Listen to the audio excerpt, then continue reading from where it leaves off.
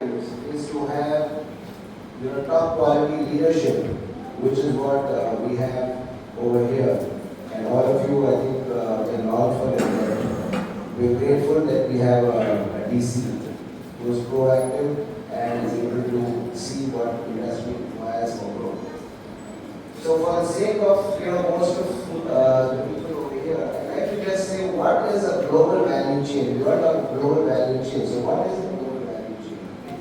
So global value chain actually refers to the international fragmentation of the production processes where various stages of manufacturing and services are spread across multiple countries. Each country specializes in particular tasks or components based on their comparative advantages. And where does India stand in this global value chain? What we have seen from the data until now is that India has focused either on raw material or on the finished products, not really on the intermediary products. And our position in the global value chain is under half of that of ASEAN region. So that goes to show the amount of bandwidth that we have to grow our business.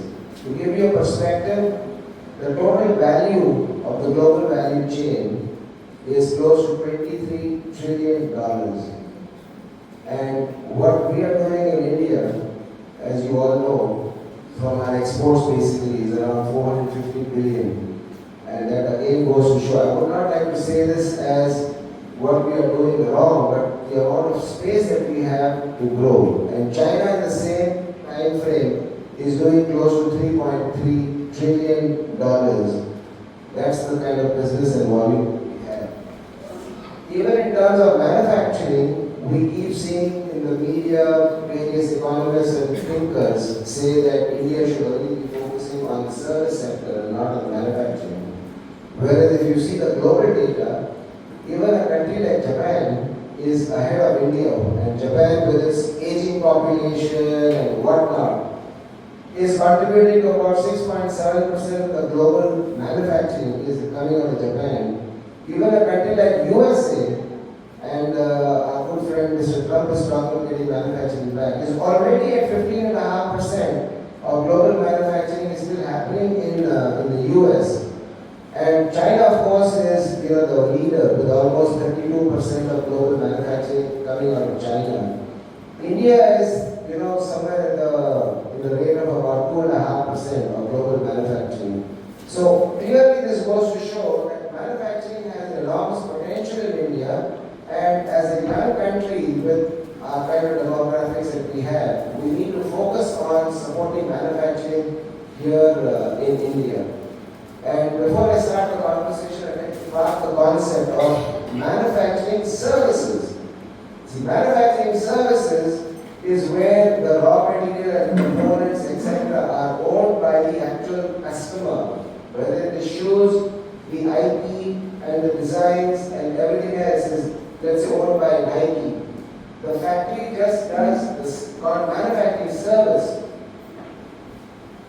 We have our friend here on the panel from Sanvena. They are again a world-class electronic manufacturing service provider. So they are not designing the product, and they do according to customers' requirement and specifications. So most of the manufacturing that you see around in India, whether it's a Foxconn or a Pegatron or any one of them, they are all electronic manufacturing service providers or textile manufacturing service providers and so on and so forth. So manufacturing services as a concept needs to catch traction here in India.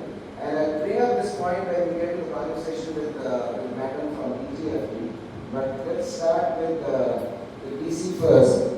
So now that we are seeing this new era of opportunity that is arising with what is happening from the US, what kind of facilitation from your office will you be able to provide units who are seeking to set up in your jurisdiction in terms of facilitation, guidance, and compliance thereafter? Thank you, Sunil. So before answer your question, I want a very clear pitch because I'm overseeing the social economic zones here.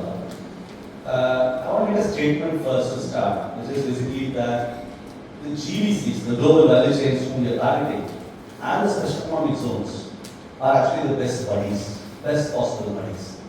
And how? If you look at the India's population is a great advantage. We agreed a lot of free trade agreements, FTA agreements. All of these are very fertile ground for the GVCs to basically come and set shop within Indian SEZs. And the questions which we are looking at currently is basically to see how do we leverage the current development infrastructure, the regulatory framework in SEZs to help the GVCs set shop, and how do we create resilience in the value chain? Because in the global value chain, how do we resilience to reduce the human, economic, and ecological impacts of any shock, like we have wars, ecological shocks. How do we make this whole system resilient? And how do we ensure that the GVC integration translates into better incomes and thereby well-being of the local population? So, if you look at the factors that influence decision making of GVCs, there are around 18 factors. I just very quickly read it like it's read in the mutual fund documents. Taxes and rules and policies, quality of infrastructure, scalability, stability, trade and travel policy, access to capital, availability of raw materials, skilled workforce, high tariff on finished products, intellectual property protection, cost of production, high tariff on imports, labor issues, bureaucratic and administrative procedures, political and social risk, investment protection, land acquisition, corruption, absence of regulatory uncertainties, lengthy customs procedures. Out of the 18 factors, I would say roughly 13 factors are very, very well, maintained in their special economic zones. So that makes the SEZs and the GVCs as friends, the best friends possible. And if you look at the stability in taxation, in terms of the tariff policy, this is an act, and none other than the parliament can change it very easily. So there's a lot of stability when it comes to the act and the tariffs. And if you look at the infrastructure, the best in class infrastructure available in the special economic zones, not outside. And labor issues are absent because we are regarded as a public utility service, thereby striking is not very, very easy. So I have not seen, I think probably in the whole state, MEPZ for that matter, they've had only one strike. And that too was a very different kind of issue. So customs procedures, if you see, we have our own customs field unit, and it's a cakewalk. We know what result there and says, and after the ICR integration and RMS, we know that around 90% of the traffic will go through the automatic route. It won't even come to the office table. It will be clear. Now, having said all of this, and access to capital is another parameter, now to come to your question, I really want to present what we as a proactive organization have been doing, in terms of keeping the regulatory framework very, very simple.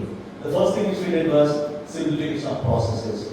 If you see now, the application forms for what we normally give in the unit approval committee have all been simplified into one pages.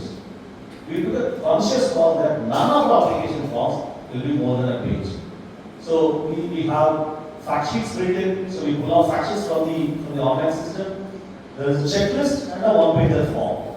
And I'll tell you with a lot of pride, this entire team should be happy and proud about, is that our average processing time for applications is roughly 5 to 7 days now.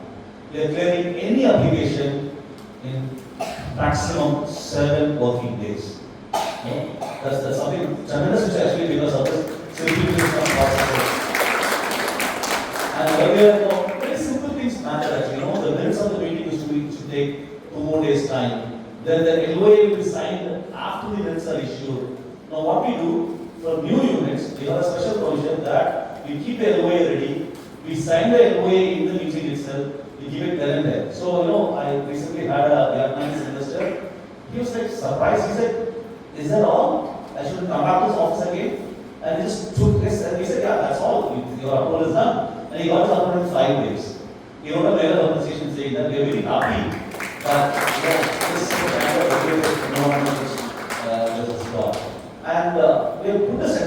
the way transparency is a very, very important tool in achieving efficiency. So all of our measures is available in the portal. We are trying to revamp our portal to declare about available land banks, available build-up plans, every possible information which we have, we are trying to put it in public domain for them to easily know and appreciate. And our team has become such a facilitating team. I have not heard any complaints when it comes to setting up a new unit that it is taking time. Now it's like normal, it's like setting a new normal, where getting it in 7 days is the new normal. If it goes beyond 7 days, people ask me, why is there a delay? And I can compare myself with the other regions, and can probably say that we have studied the entire framework, regulatory framework, trying to simplify everything, including our review formats, our data seeking, and how we set up a new hierarchy to facilitate. We divided the whole region into different geographies and divisions. We put an SO, so it's accessible and available at your doorstep, senior officer who address all the issues, and we revamped the entire posting of AOs based upon the workload. If there are 300 transactions per day, then one AO is put in. If there are more than 300 transactions, we studied last 2 years back in each of the SEZ. So we're trying in every possible way to make this entire ecosystem across Tamil Nadu and Pondicherry a complete facilitating ecosystem. That's how I think we will attract the global value chain, by being very business friendly and by doing things in God's speed. Thank you very much. I think this was a very good input that you have provided to the panel and the members of the audience. Thank you. I'd like to now request Mr. Ilan Junaid from Sandman. Sir, your company has been in business in India now for about 15 plus years, and you have grown at a certain pace. So if I was to ask you, what is it that you need to grow, not linear but exponential growth, and say growth, say 5x or 10x kind of growth, what is it that you need to be able to do that? Good morning. So let me give a brief background about Sanmina. Maybe some of you are not aware of what is Sanmina. It's a Fortune 500 company. It's an electronics manufacturing company headquartered in San Jose, USA. Around 40,000 employees, $8 billion company, present in 25 countries. In India, we have presence in Warangal, 100-acre manufacturing manufacturing campus, and we do also have a global capability center in MEPZ, around 600 people are working there, and in 100-acre campus, around 3,000 odd employees are working there. We serve the leading technology OEMs of the world in 6 different verticals, like medical, defense and aerospace, automotive, high-end computing, and then industry, new energy, you name any top OEM, they are customers. The thing is, I still remember when I relocated back from Singapore to India. So we know that in 1942, India did the casting car manufacturing. We have 100 years of ecosystem in India. But when we started establishing in Chennai at that time, in 2005 time period, customers asked us to import the pallets, labels. Can you imagine? I thought that 1 billion, 1 billion citizens are here, still we are importing very cheap items. It was a shock for me. Then that journey starts. So almost 100 localization supplies has been done in various electromechanical categories.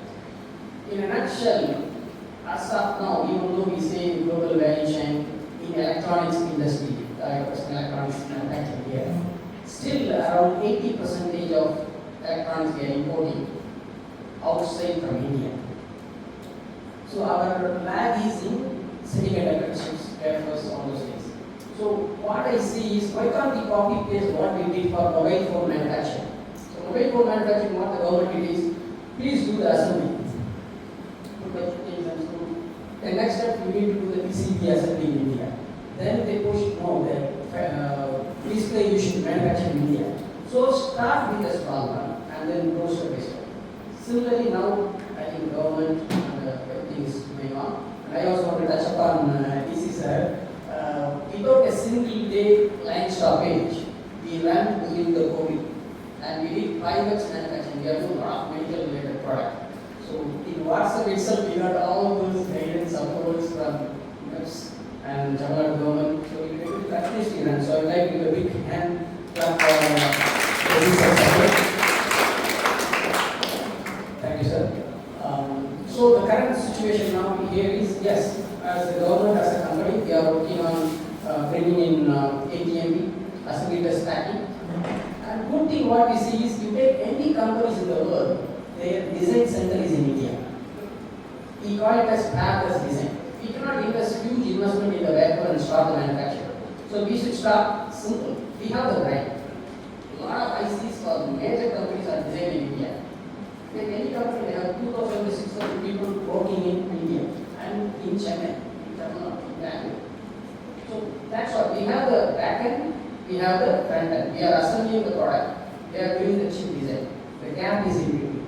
That's what now government is working on, the semiconductor, web, all those things. I think within next 3 to 5 years, we should be able to catch up. So from our point of view, what we also see is, we need a stickiness for our customers. Thing is, I always say that very rough word, we are still goodies. Customer asks us to do something, we do. We move the thing from here to there. So the stickiness, how we should make it, we should come out of the Make in India. We should go to, instead of them, we should go to I. Invent in India. We should make a product companies. We should develop the product. So we make a stickiness. So we tell the world that you need to get the product from me. This is the product will stick for us. So that way we can dictate. I use part A, part B, part C from this supplier. We need to manufacture in India. So that is the stickiness we should make. So in the long run, what I see is, yes, there's a possibility we are looking at almost $400 to $500 billion of electronic manufacturing assembly going to happen in India in the next 3 to 5 years down the road. Currently, approximately 10 to 20% only we are trying to localize and get the product from here. So I'm very confident that with all these policies, we will be able to bring it in. Probably I will touch upon what other things we should improve. We keep telling that we have improved in our ease of doing business. There are a lot of things to improve. Ease of doing business, I agree that we have improved over the last 15 years. Tremendous, but still there are a lot of procedural, policy-wise improvements needed in that. One example I can say is, suddenly government implemented chips, CHIMPS. They want to track what chips we are buying. Chip monitoring system, 0.1% we should be able to do. Unnecessary. How can track the information from the report? And all the manufacturers will track the detail, something, so it elongated the and suddenly change. So policy change should be avoided, stabilized, and then in other words, like instrument license, we will be able to manufacture and ship to the world. But instrument license is taking some time. So all these are all in pipeline. Good thing is now government is designing, all the products are designing, things are going. Today also I missed one meeting where we are talking about what is the incentive should be given for the local issue. So it's very good. All these SEZ zone performance and the other TK performance and overall local manufacturing is getting out in speed. I strongly believe that we will be able to reach it with some more help from the stability policies. And another one is cost of doing business. China plus one policy actually move the product not to India, to the Asian countries. Because they show for the electricity cost or the logistics cost, our disadvantage in the cost. Of course, government is started to compensate the manufacturers in getting like PLI things so that we can get the cost advantage compared to China and the other region. It is coming. So we could be able to see now almost lakhs and lakhs of people are getting employment, development, everything is happening. So it is on the right track. We could be able to increase our value chain from 15% to 30-40% in the next 2 to 3 years. Once the semiconductors are up and running, I think we can jump to 80% in the next 5 years. That's what the things reflects based on the current bigger what the government and the industry has on their plate. So I'm not going to stop with this. I just want to add a few things to what said. One is that if I'm not wrong, students have been discontinued from November. The conversation is discontinued in November. We'll be able to do that. This is from November 24. Number two, it's something I want to share with the panel itself, like what panelists was saying about events in India. There's a fabulous keyword which is given for us this series. Our team should also take home. Yesterday, we were trying to do some role transfer process. We wanted MEPZ to be a knowledge center, right? A knowledge office, and not a mere bureaucracy, babudam. So, our ADCs have taken roles to be subject matter experts. And yesterday, we had a first presentation from our first subject matter expert, Balasubramanian, about the semiconductor industry itself.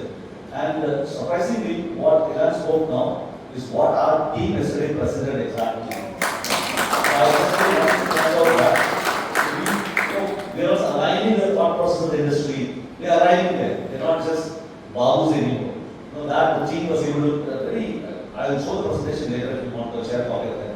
Very insightful presentation, starting with the global scenario, to Indian, to Tamil Nadu, to SEZ ecosystem, very patient and everything. So I was surprised to see the similarity in the thought. That's why I thought, I'll share this with the team.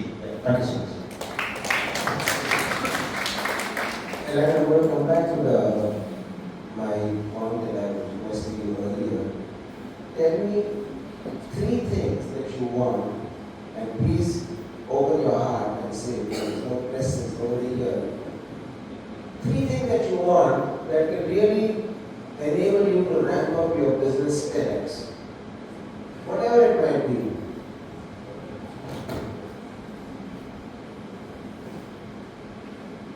Actually, in wherever industry you go, or whether it's a government or organization or whatever it is, money matters. Nobody is doing anything in terms of charity or something. You need to make a money.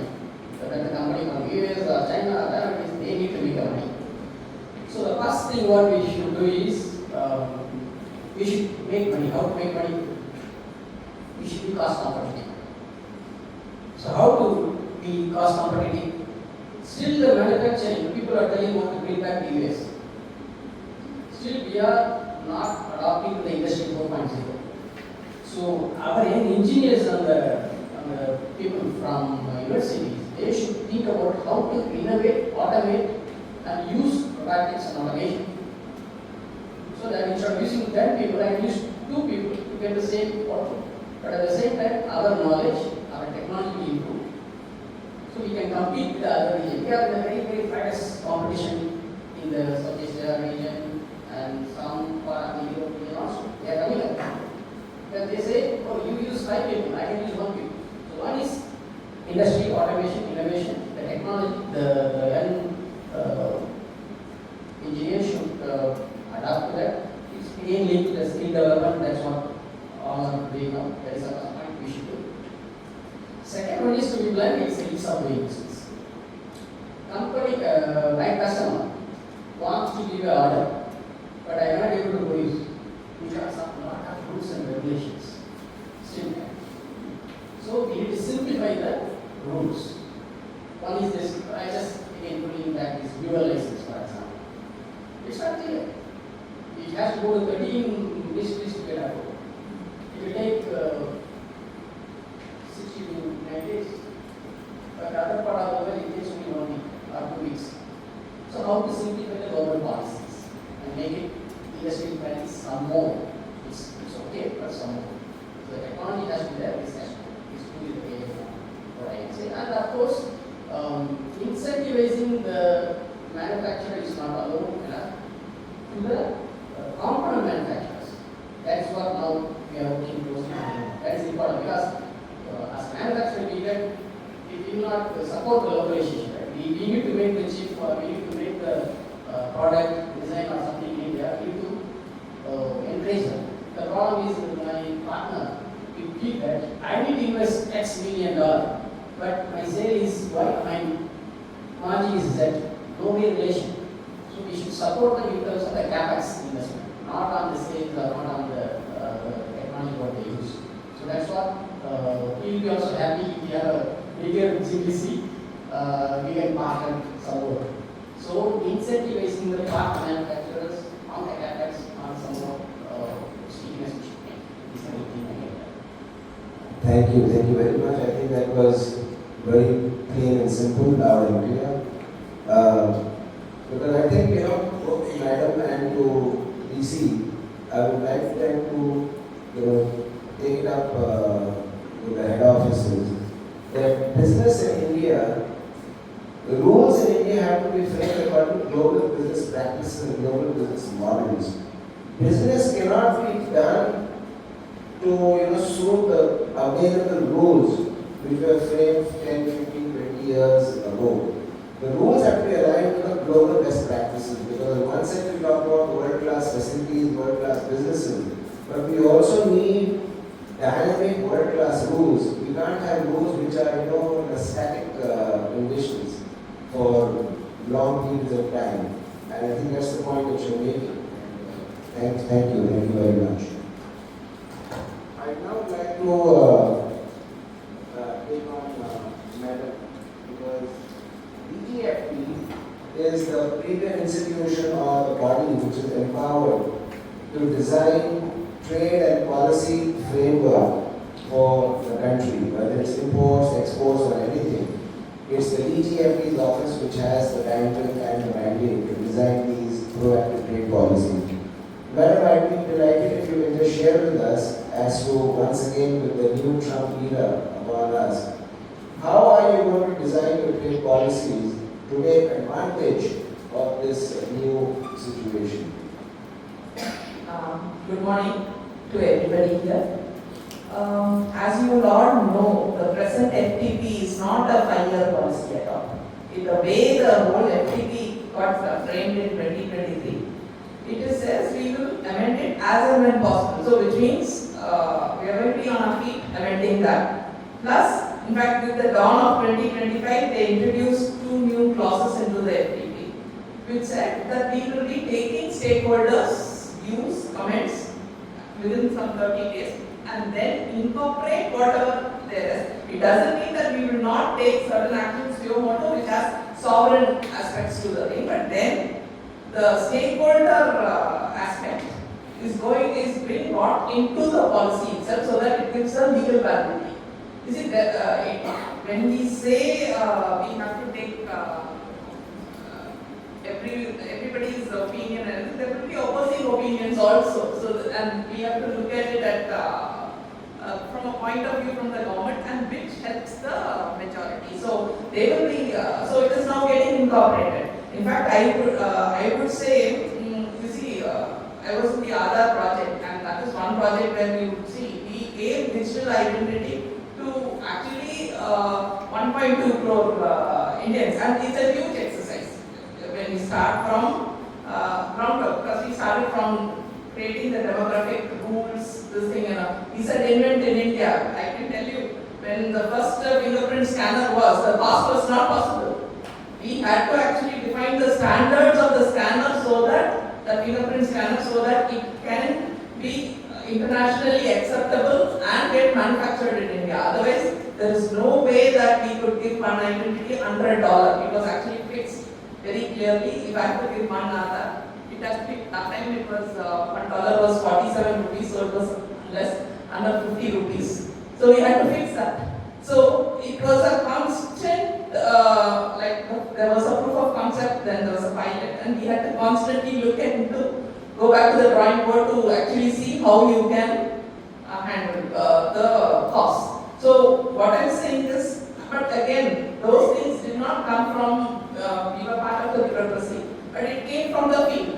In fact, it is the field who told us, if you make this way, and then we took input from the original people, Saffron and all, who were doing from whom we got the international standards, and we had to rebuild on it. So what I'm saying is, it's like present I'm sure in the future they are going to constantly keep changing. It will not be like the past. It has to, where the schemes were all put inside the policy. You see, this time we have not put any schemes other than the main chapter 4 that EPCG and nothing. Rest of it is not there. So obviously it is to give the freedom to the government and the stakeholders to look into what's happening in the environment and suitably modify it. So I would say at this point of time, and in fact recently, in order to create a platform, again, BJP is slowly looking at it as the, not only it will give policy, it will also create a platform. So they have started something called CNEST in Bangalore, where if you see that, it started as a small organization, but that organization is going to define the rules of how the portal, today we are saying ease of doing business. In fact, I would say the advanced authorizations and EPCG, which was all done manually. Today, if you are asking from RHNA, since we have got so many systems, since we've got everything they updated in the portal, 50% of it is auto-approved. There is no single intervention, and the apply as long as, you know, this is where even the industry has to understand. This is a database. As long as the data is well populated, you had taken an earlier license and you had already cleared the license and the line, it's all closed. The next license you approve, you get, is going to be auto-approved. So the point is they are building those kinds of rules in there so that no manual, at least I can tell you about RHNA. Here we are having now, as on date, 50% of our advanced authorization claims are all auto-approved. The same is not true for EPCG. We are having only around 30 or 36%. But once the data gets purified and everything goes into the hand, now why I said about the Bengaluru and I am coming to this Bengaluru office is going to create the risk management system. So most of the things will be automated even from government perspective. So we have taken the first step. It's a long way to go. It's a constant change of the thing. Plus, yes, DFT alone is not a single system. We have to integrate with customs. A lot of issues which we are now facing is with the ICE gate versus the back office portal, the data flow and the thing. There are certain hiccups over there because in government, again, even these softwares are actually outsourced. You have to understand the softwares are actually built by the industry only. It is either the TCS or some other company who's doing the software. So the question comes, they need to speak even though we are giving certain changes. It is taking a bit of time. But I'm sure in the next 2 years, you see, automation in DGFT in real way has started around 2020. So what I'm saying is, if you see in another 2 years, it will stabilize and in fact it will grow. And once the data is perfectly captured, everything is in place, then yes, AI will also help our business to understand where are the opportunities. You see, this CNEST has 3 mandates. One is risk management system. Second is a Trade Connect platform. The Trade Connect platform is to connect all the data available and bring a platform where this data using analytics will tell the outsider what are the opportunities in India and for the insider to understand where we have to strive. So this job is going to do along, CNS will do it along with industry also. So this is how, so you will find development in this side. Thank you. Thank you, madam. Just to take on what Mr. Pilan was saying at the wish list, that other supply chain participants need to be supported so that they can become, economically viable. And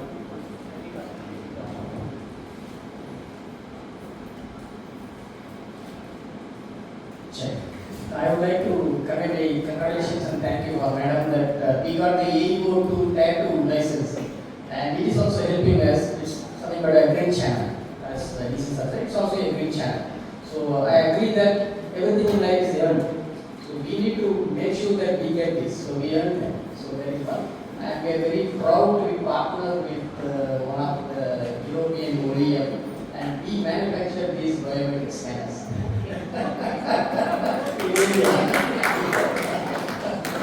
From America.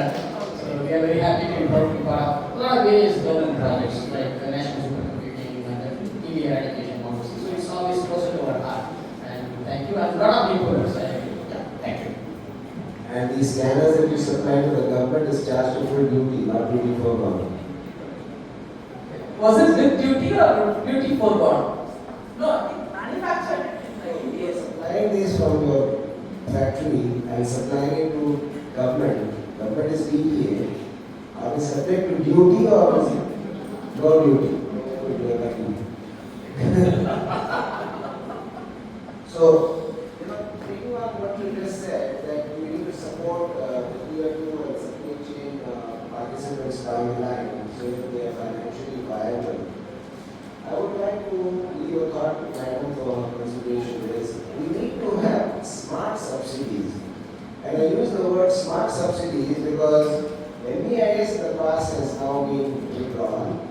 ROTEP, I could be completely wrong, but I think it's on its last stages because ROTEP is clearly being, not being supported by the USPR, and they say that it is again a hidden subsidy, and of course the numbers don't add up to justify the rates which are there. And industry, of course, clearly dissatisfied with the ROTEP rates as being there.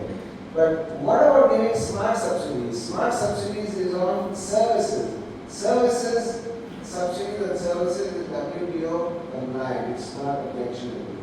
So, like for example, you could be giving services on power consumption to heavy metallurgical industry which is power intensive.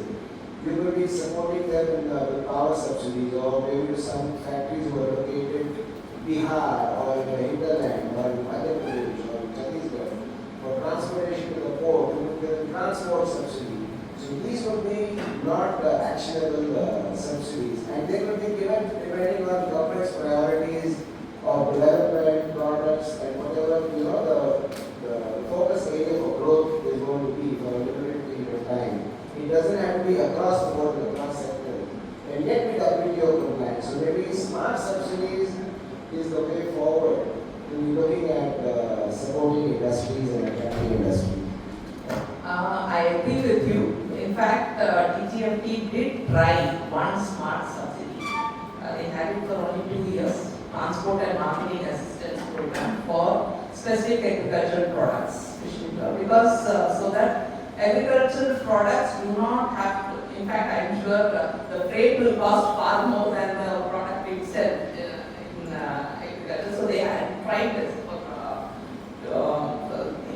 But I think they face some problem with reference to the budget for providing this. They had some campaigns to be done and the same. But we need to work on this. The biggest problem, I'm also a finance person who's come to saying, I openly tell you, unless you have data to actually estimate what is going to be the output, it is very, very difficult for any government to plan a subsidy.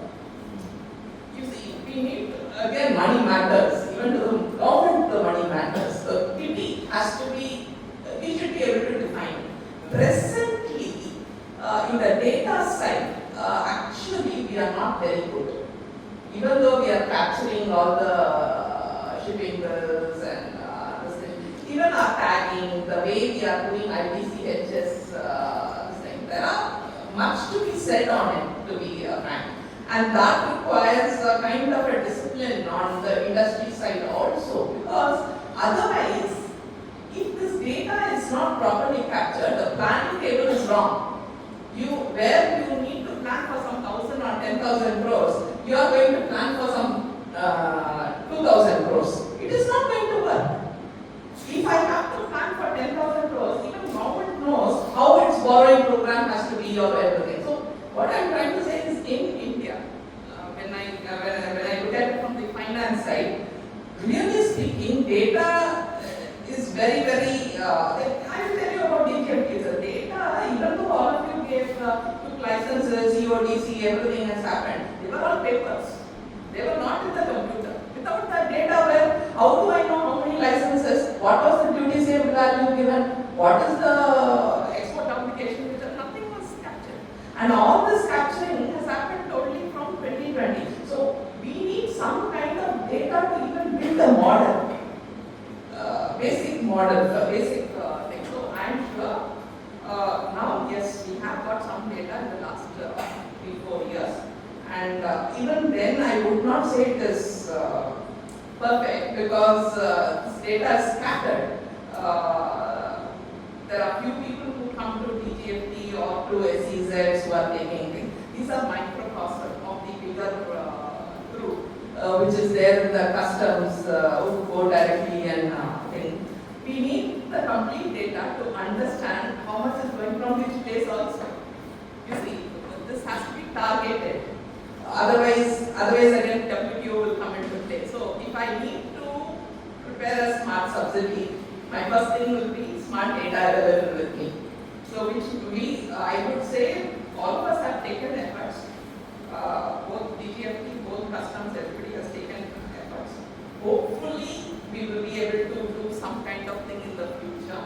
And we do. We should do also. Whatever with the data we should analyze and we should try to do where they are becoming very not cost effective and change the thing. We should do. And we may be doing it also because they have tried one. So since they have tried the EMA and they know where the pitfalls were, what the thing has happened, they will be able to create another model for somebody else. So I'm hoping it will happen. And also the environment for us, presently the world environment for trade is very, very competitive and very, it's going to be a little more harsher with the way it is, he said, with the Trump's regime coming in, what we are going to do. We need to be on our feet, and I'm sure the government is abreast of it and they are planning something with US also to get it done. Thank you. Thank you very much. And I completely agree with that. Everything has to be data driven. Every smart subsidies, I think the entire policy, based on making policy itself should be data driven, not whimsical, not emotional. And if you look at the global export data, like I was saying, China's export is 3.3 trillion. If I really look at the data, 5 HS codes constitute almost 55% of their export basket. And to share that with you is HS code 85, which is Sanmina's product. And they do close to around 900 billion, just under $1 trillion, which is 1/3 of Chinese exports is HS code 85. And then you have 84, which is machines and machine tools, 94, 39, and 87, which is vehicles, railways, tramways. This is for the interest of my friend Ashwin, who's from the railways. So they do close to around $120 billion worth of exports of this particular HS code. And if I look at the global data for the same thing, the same 5 HS codes appear in the top 5 in the world trade, except for this HS27, which is petroleum product. But barring petroleum product, these 5 appear in the top 5 export in the world. And you see the ASEAN region export, which is again the same 5. Whereas in India, the same HS codes constitute 18% of our exports. So which means if we have the data, government also can align its sides and do what is it that we should be really targeting, where the growth potential is, and where we have a better chance of a success and a strike rate. So Rajalakshmi, I'd like to ask you, with your technology background, as to how is it that we can use data and data analytics for governments, for government ministries, and for individual companies to do this data mining to see where the opportunity lies. How do we go about this? Good morning, or I think it's good afternoon already. Thank you so much for this opportunity. Actually, a lot of points I'm actually brought in today precisely. We need the data, okay. So to add on to that, we need the right data. That is very important. Okay. So what do we say is the sir was also talking about industrial revolution. Industry 4.0 is digitalization. We are in Industry 5.0, which is AI, personalization, we call it. So, but still a lot of industries have not even digitalized. Even though we claim that we are getting into the digital world, we are trying, even government and others, we are all trying to get everything in the mobile. There are still, when you want to talk about this global value chain and other small industries, there are still a lot of industries which are not digitalized. Even if it is digitalized, it is within that. By digitalization, I mean not just putting it into the computer. It has to be available globally, which is globally in the sense in the cloud. The cloud-based digitalization, still it is not available. Only when you do that, and when you do that, when you collect the right set of data, right set of metrics, then lot of forecasting could be possible. But for that right set of data, you need the right knowledge and awareness also. Lot of time, that is something that is lacking. People just feed in some data and leave it as if some ignorant fear is there, which needs to be broken among the existing industries also to make sure that they collect. The fear is because somebody would mishandle it. That was the case with digital currency also when we started initially. But I think we are in the right direction where we are trying to collect. But one important thing what we need to do with the industries is collecting the right set of data, and we call in the IT sector as omni-channel support. Okay. So by omni-channel support, what do we mean is any software or any product. See, as we said, money is important for any business, and for any product or any business, customers are important.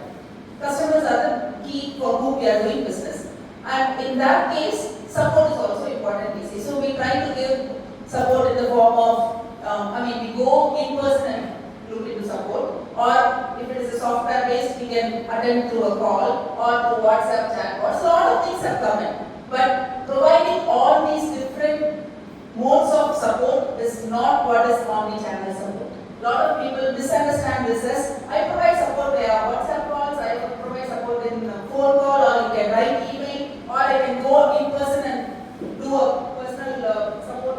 That is not what is omni-channel support. When you collect all these data in one consolidated place, we have all faced this. I'm sure all of us would have called to some toll-free number for some complaint. You understand Tamil? So, any point in time, complaint call. How many of us keep on waiting 10 minutes, wait, okay. And next day you again make a call, could be anything, washing machine service, phone service, whatever it is. Next day you again make a call, there will be some other agent who's picking up the call, tell me what is your problem. Okay, this has happened, I have faced this, I'm sure some of us would have faced this. Most of us, okay.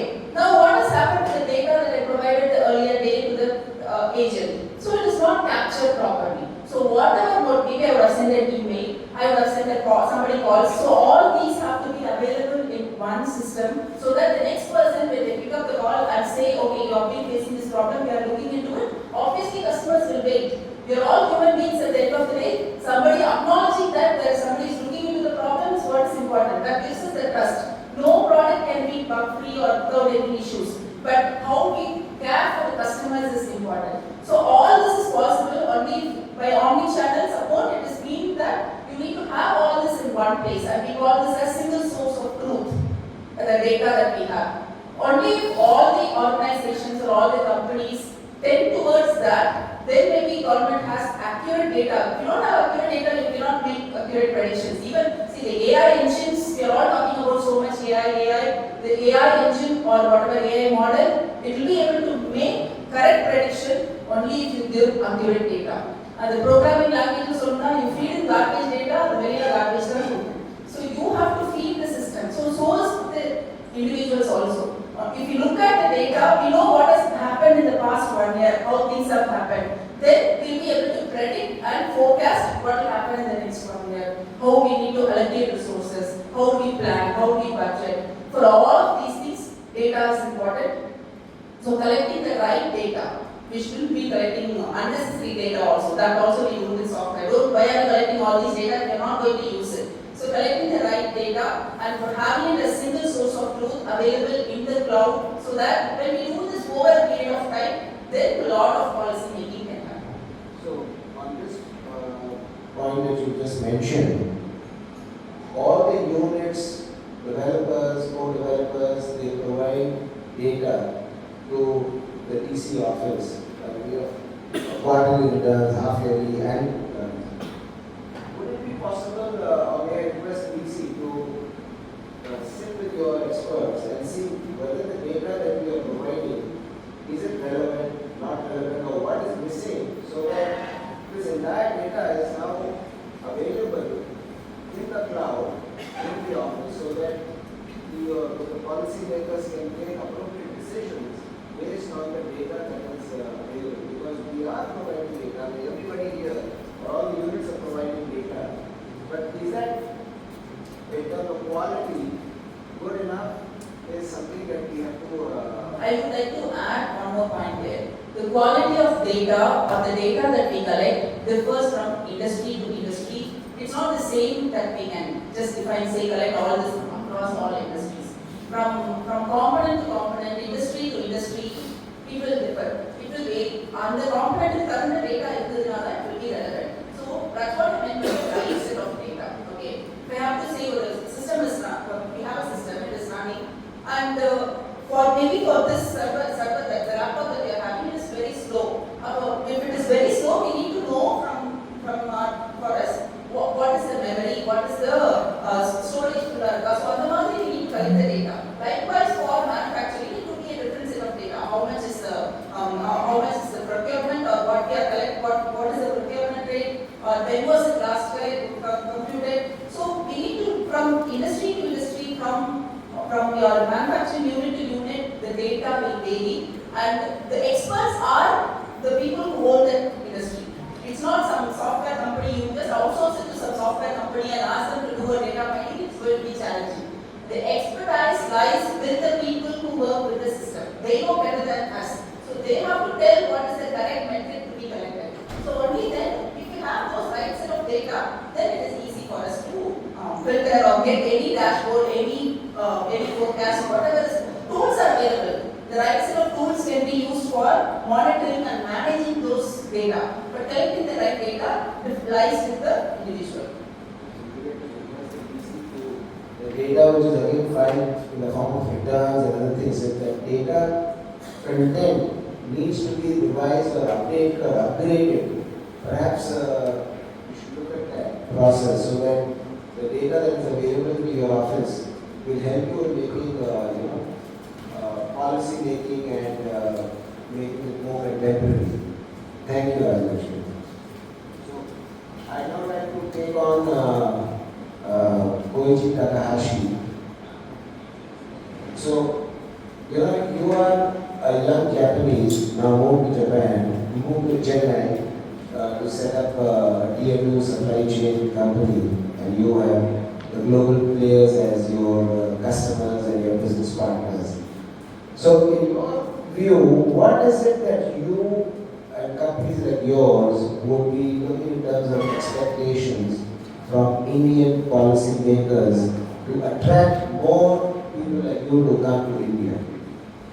Okay, thank you for the question. So I think so. The key action I like to request to the policymaker is how to realize critical slogan making India digitally. So, for example, I think they should understand clearly who is a competitor. I think it's clearly China. Then, I would request them to understand what they can do now for industry players in the world. So, in order to explain about that point, so let me explain about our business environment. So, we run the electronics manufacture with key components mainly in any electronic devices. So your products also have a smartphone. So I think so everyone have a smartphone. Then in your smartphone, it has over 1,300 pieces of our component.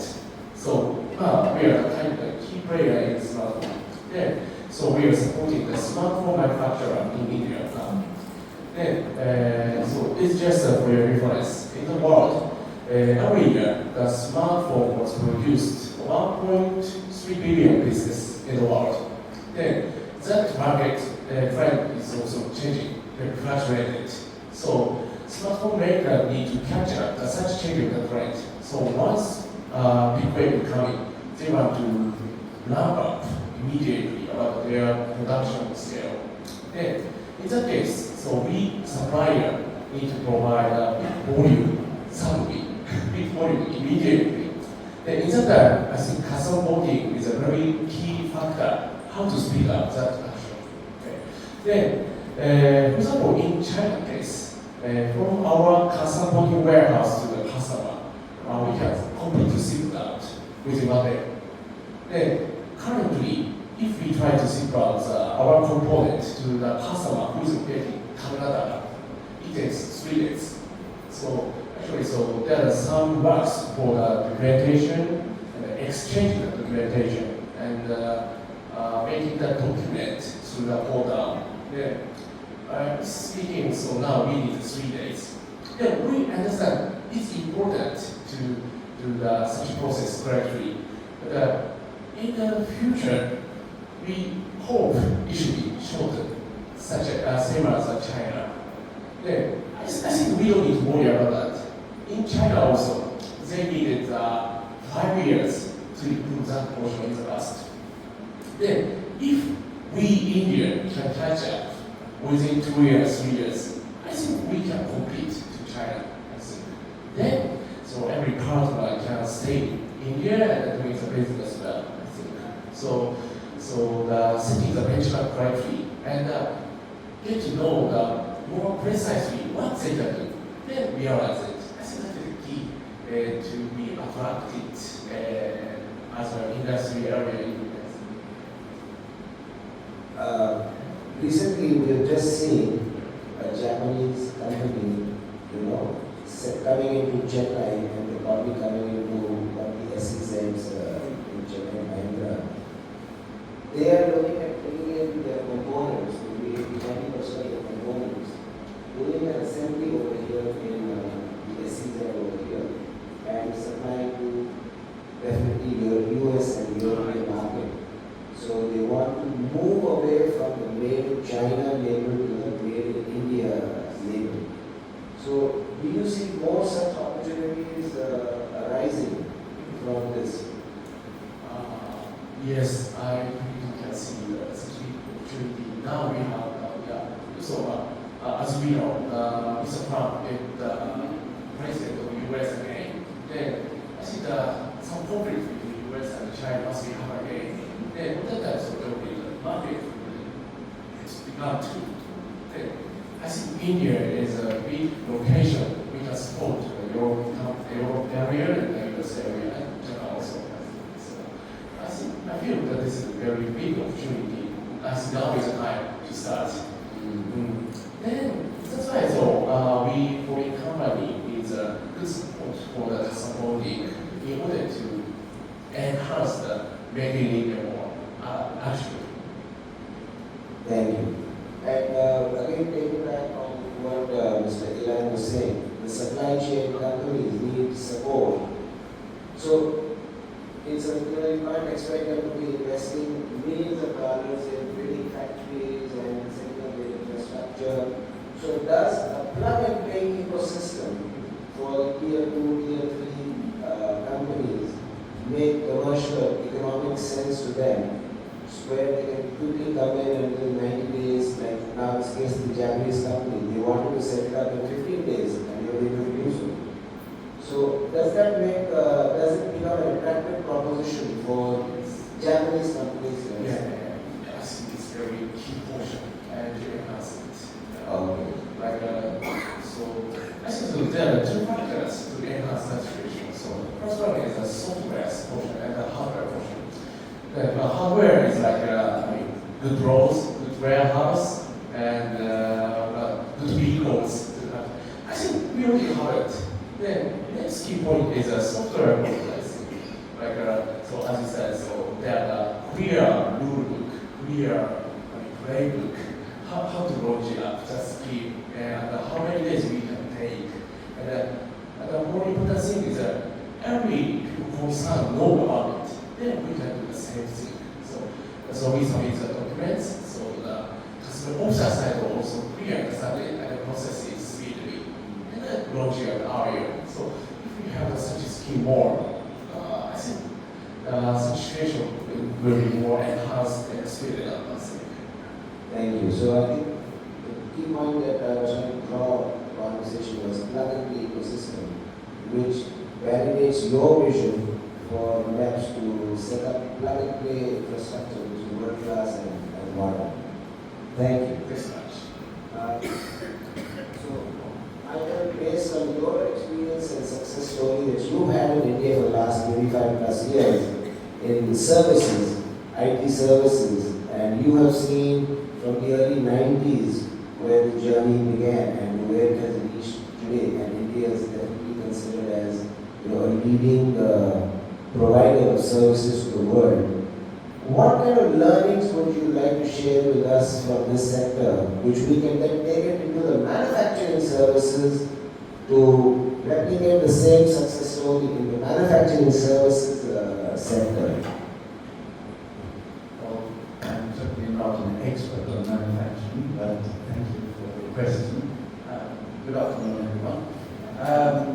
I'm a software guy. I worked with software all my life. Not all my life, but since I was 20. And my company serves clients in Europe, predominantly Sweden and UK, and a couple of customers in the US. When I came to Chennai and to MEPZ, I remember when we had to declare software export. In the beginning, we should declare when we exported the software. And once internet came, I tried to explain from one of the DVCs or something like that, how we are not really exporting at a certain time, we are continuously exporting. And I said the only sensible thing is to consider export when we send the invoice. And I remember one case, we may be asked by a customer to make a proof of concept to check if something is possible. And we may spend a week on that and then give a call to the customer and say, no, it's not possible. And then we can charge $10,000 for that. And they said, no, that is not possible. I said, yes, it's very much possible because we saved them $100,000 by telling them that something is not possible. I managed to put my message across. It's not one-to-one what we do and what we sell, right? Now, the same thing is starting to happen with manufacturing. I'm involved in software projects where we work with blockchain, digital twins, which relates to manufacturing, to products. I'm involved in projects where we're working with origin, where, for example, you have food products which are adapted. You take something like honey. You think you buy honey in the store, you think you're getting honey. That's not guaranteed at all. In fact, India is the 12th in the list of the countries which adopt the honey the most. India is number 12. We should be happy we're not higher up, but this is a problem. You can't know that the honey you buy is genuine honey. It's possible to test, but that's expensive. You can take down the genes of the pollen in the honey, where is the origin and all of that. That's too expensive. So now what you have to do with different food products, honey is not one of them, but the meat and a lot of other things, you have to prove in Europe that the origin is correct, what kind of pesticides, what kind of other things are used there, and they have to be able to declare that. This is coming in other sectors. When it comes to textile, it's coming also. It's not a legislation yet, but there are companies who started to look into this. They're looking for where did the cotton come from, how was it processed, what pesticides were used, and you have to follow this. Now that's easiest to use with the blockchain. So my industry is starting to get much more involved in manufacturing, which means what we charge for is not necessarily just the product but the services.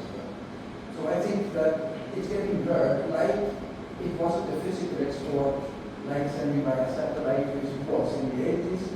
The same for you, you're not necessarily selling when you're selling, right? When you're exporting, you're selling all the time.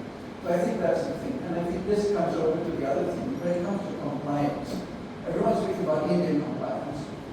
I'm least worried about Indian compliance. I'm more worried about European compliance compliance, British compliance, American compliance. We were audited in November by Ernst & Young, a risk audit, which was paid for by one of my clients in Sweden.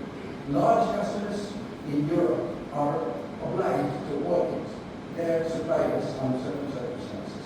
We were audited for anti-corruption, anti-bribery, labor laws, environment impact. And we have to be compliant with UK's Modern Slavery Act. We have to prove that not only us, but our suppliers are not using child laborers, are not using bonded labor, that they are not working more than a reasonable number of hours, etc. And I think this is something which will come even in the manufacturing sector. And it's not just enough to have the paperwork in place, policies, agreements, code of conduct. You have to audit your subcontract. You have to check. And they check. They spent 5 days on auditing our company. We're not a big company. And I think all of companies will start to experience these things. And what I think we can do together is build an environment where some of these compliances are sorted out in our zone. We can have ways of, like we were audited for ISO 14,000 last week, and it was a discussion about noise there. And we are in a multi-tenant building. And the auditor said, well, you should measure the noise level outside. That's what when you have external AC units. We are the least, and there are industrial units, manufacturing units, they make much more noise. Why don't we should have some measurement? I said, we can't do that because the noise will come from us, it comes from someone else. So we agreed, just talking with the auditor in the car, we agreed, we made a list of all the AC external units we have, what refrigerant is used, what noise is coming from each of them, and we close to the non-conformity like that. Now, these are things we can solve together. Noise level in MEPZ, in a building like that, MEPZ can contribute to building an environment where we stay within the 70 to 75 decibel we should do, and that we have systems joint to cover these things. When it comes to some of the other things, labor laws, corruption and bribery, etc., we can create ombudsman, whistleblower, other things, services where people without fear can report when we have a problem. That will help us all to be compliant. I mean, any country in the world has a certain amount of corruption, but we have to ensure that we are compliant to the legislation across the world, not only to India, but across the world. We can build a place where these things are taken for granted. And today, this is what customers ask, are you ensuring that your labor regulations are okay? Are you ensuring that this and this is not done like that? This is becoming competitive advantage that when we have solutions to these things. So we have to build India's where we can meet China. If you talk about labor policy, we are much better than China in India, but we can become even better. Because these are questions asked by potential customers. So I think building, it's not just the compliances itself, it's a matter of building an environment where we are trusted. So it's about building trust in all these areas. And when it comes to pollution, when it comes to pesticides and all of that, there it comes to Indian compliance. We have to build policies and legislation in India where we are aligned. GDPR is another thing. I think manufacturing, for us, GDPR is a big thing. I think most manufacturing companies are not worried about GDPR. But if you have a customer database and you're talking to European customers, you have to be compliant with GDPR today. And most are not, because most are not even aware of it. Now, India can work here to get an adequate, I think it's called adequate decision or something like that, from the European community where our environment is so good that we don't need the EU standard clauses for compliance, so that they can outsource data and we can keep personal data in India. Today, I can't keep personal data of clients in an Indian cloud service because I cannot guarantee beyond doubt that an Indian authority cannot interfere and get that access to that data. So I have to have my own servers in my office where I keep personal data. That's the only way for me to stay compliant. That's something which we can change the Indian legislation so that personal data from the European Union is not touched without the legal provision. Maybe the court case is perfectly allowed, but that is guaranteed that it is not. So ensuring that India is aligned with the compliance requirements in the customer markets, I'm sure it applies to Japan as well, because I don't have experience of that. But Europe, US and UK, I have personal experience. And as I said, I'm more worried about compliance to these things than to India. Because India, I have people experts, I can get myself. We have to learn ourselves. So, thank you. Thank you, Michael. Thank you for sharing your thoughts and views. So, I'd like to see if there can take any questions from the floor, from the audience. If anybody wants to. Add something to what said. Basically, we are having 2 days summit where we brainstorming a lot of stuff. And from the organization, we built up a document called the SIPA, Comprehensive Industrial Park Assessment and Ranking System. See, as people complaints, certain complaints are very specific to their units. But certain things are specific to their buildings and the ecosystem around. So as a developer, there are standards for me, and as a unit, there are standards for me. Let's say air quality, let's say noise quality. So air quality, there is an indoor air quality, there is an outdoor air quality. All of it is not being monitored now in India. So this ranking system, we try to compare all the global benchmarks and indices as to how industrial parks should be, and put only those objective ones, and left all the perception indices away. We built this CIPAR, and we thought we'll sell it as a concept to all the industrial parks in the Tamil Nadu, Andaman, Pondicherry zone, in the region, and ensure that they all, move towards the compliance. And when I say, when I want to do it, then of course, running central resident, I should be compliant first. So in this infra revamp project we're taking up all these standards as per the international. SIPA, what we're trying to propose to others, so we're trying to impose on ourselves in MEPZ. So we have taken up a noise quality of 70 decibels as a target to be achieved in MEPZ. What Hope is pointing out to. And also indoor air quality in our buildings. Let's say he's an SDF. It's a factory which MEPZ has built. So I'm responsible to maintain the indoor noise quality, in the air quality and noise quality in this premises. So it's a shared responsibility. The units as well as the developer collectively, adhere to that norms and then finally measure for the entire zone. So it's going to be a collective battle for these two compliances. As rightly pointed out, we are on the right direction towards it. The entire team has taken it upon themselves that we will adhere to these compliance norms for all the global benchmarks in MEPZ, and then make MEPZ as a model so that we can take it up to other developers and ask them to be compliant, because anyway they did all of this for their own ESG compliances, right? So and it's great bit of SDG, there's a gases, there's a UNDP BIP framework, the multiple frameworks which we brought together to design this so that we all move towards the direction. And when it comes to unit-wise specific compliances for MRLs or anything, it's other headache. So at least what we can possibly achieve is join together from the developer side and the unit side. You are also a developer, so it's also for you that I'm making this appeal.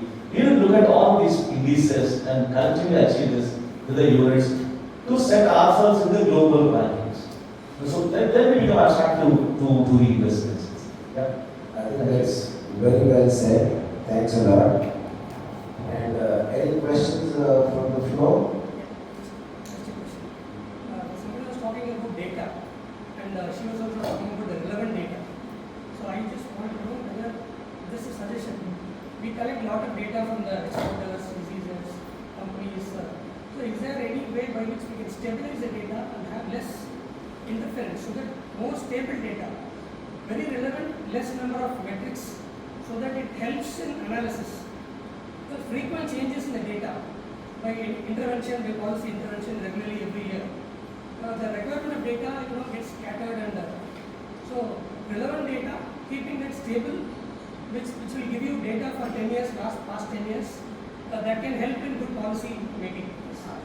Actually, data storage is not a problem at all. We have all the infrastructure to store any number of data, any number of copies within the cloud. But the right data, even if the policy changes, whatever change you want to make, depending on the system, collecting the right data and storing it relevantly will help you in coming up with decision making. And that's what, we have a long way to go. We have just started collecting few data. Still a lot of data silos are available. We are just trying to consolidate, and industries have to help with that for the government policies also. You see, this is a big exercise. It's something called data standards. As she said, each industry will have specific fields of data which will be data standards for that industry. Which means, like I can tell you the other experience, what data should be collected by Aadhaar. It was only 7 fields. To arrive at that 7 fields, we had actually deliberated because we were working on it. We deliberated it for 3 months. And it is by experts of that, at that point of time who had worked in international data. But just that thing so that we did not change after we go down the road. We cannot say I need one more field and join. If you understand. So now that is about, now you can look at it from a chip level. So for that, actually there's a lot of sophistication which will be required. Industry has to come, data standards have to come. Only then that can. That is why the present situation is okay.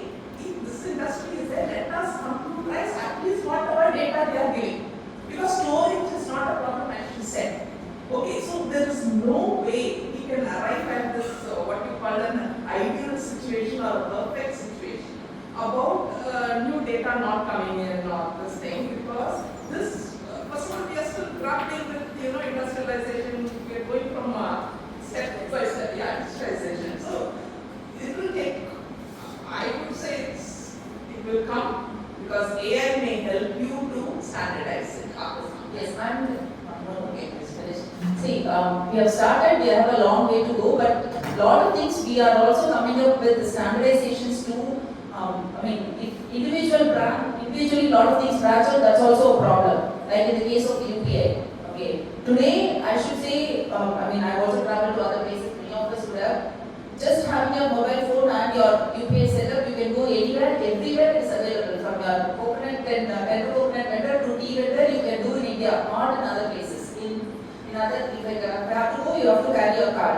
So in that way, we have come a long way. So we are making a lot of progress. Likewise, every industry, that's why I said the industry experts have to come forward. A lot of is that they are intuition. The intuition has to be shared and come forward to give the expertise and centralize the data. It has to be there. I want to just say that the nature of data is changing, and partially because of AI. Today, if you take, I can give an example. If you go to a shop in Sweden and there will be a QR code on the product, you can scan that to the phone. You can get the whole, you go online, you get all the information about that code, what parts where the parts come from, etc. like that. The data is now not stored in relational, it's stored in relation database, but it may be stored in JSON objects, where you have every object may have different types of data. So data is not like 7 data points. That's relational data, that's a tradition. That's we're moving away from that now. Because with AI, we can interpret heterogeneous data. That is what I want. The 7 data points that you said was with respect only Aadhaar. With respect to a textile industry, it will be different. With respect to a medical industry, it will be different. So industry-wise, the data will be different and the documentation will be different. Data will become more heterogeneous. Yes, it is heterogeneous. That's what we are